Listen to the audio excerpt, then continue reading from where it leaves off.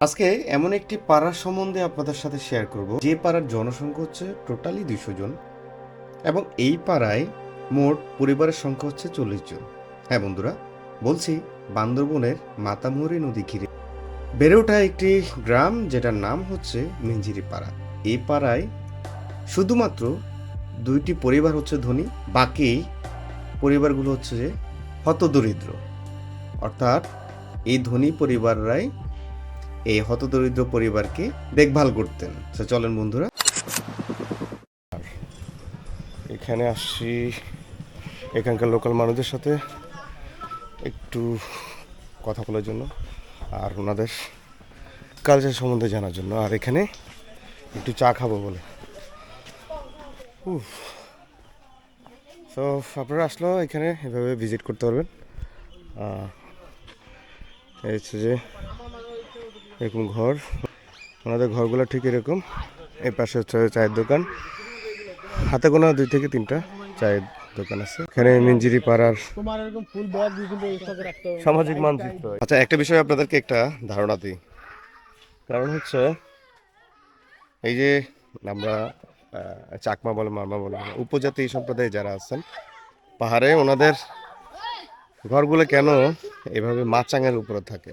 ওনাদের থেকেই শোনা কথা, ওনাদের পূর্বপুরুষরা যখন এভাবে জঙ্গলে মাচাং করে থাকতো, তখন জঙ্গলে কিন্তু প্রচুর বন্যপ্রাণী, বন্য হাতি, বিভিন্ন ধরনের প্রাণী থাকে।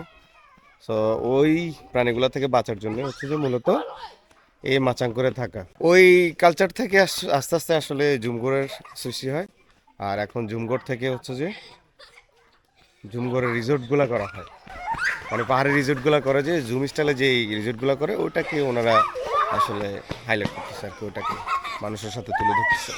সো এই এখন হচ্ছে যে চলেন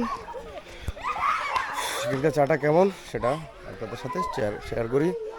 আর হচ্ছে যে এখানে পাহাড়ি পিঠা পাওয়া যায়, ওনাদের বিনি চালের পিঠা, তারপর ভাপা পিঠা, সেগুলো আপনারা খেতে পারবেন। মোটামুটি ভালো টেস্ট করলাম। আচ্ছা, এই পাড়ার জনসংখ্যা 203 জন, টোটাল 203 জন জনসংখ্যার মধ্যে 109 জন হচ্ছে যে নারী আর 104 জন হচ্ছে যে পুরুষ। মোট পরিবারের সংখ্যা হচ্ছে যে 41টা পরিবারের সংখ্যা। আর হচ্ছে যে প্রধান হচ্ছে 4 জন, ধনী আছে 2 জন, 2টা পরিবার হচ্ছে যে এখানকার ধনী পরিবার। আর হচ্ছে দরিদ্র হচ্ছে যে 8 পরিবার, হত দরিদ্র হচ্ছে যে 31 পরিবার। আর জমির পরিমাণ হচ্ছে যে 90 একর, পাহাড়ি জমি হচ্ছে 209 একর। সো এই সব কিছু মিলে হচ্ছে যে এই পাড়াটা। পাহাড়ি সম্প্রদায়ের বাচ্চারা হাই হাই হচ্ছে শিশি করে দিতেছে, শিশি করে দিছ। হ্যালো হ্যালো, হ্যাঁ খুব কিউট, কিন্তু অনেক কিউট। তবে দিন শেষে আমি একটা কথা বলবো, আপনি এই সকল জায়গাগুলো, মানে এই সকল জায়গাগুলো যদি আপনি ভিজিট করেন, বেড়াইতে আসেন অ্যান্ড ট্রাভেলে আসেন, প্রতিদিন প্রতি মুহূর্তটা একটু নিত্য নতুন আসবে। সো মানে একটা ভালো লাগা কাজ করবে, নতুন কিছু দেখবেন, পাহাড়ি সম্প্রদায়ের মানুষের সম্বন্ধে বুঝতে পারবেন। সেটা আপনাকে একটা ব্যতিক্রমী, মানে আপনার লাইফের জন্য একটা ব্যতিক্রম কিছু নিয়ে আসবে। এই তো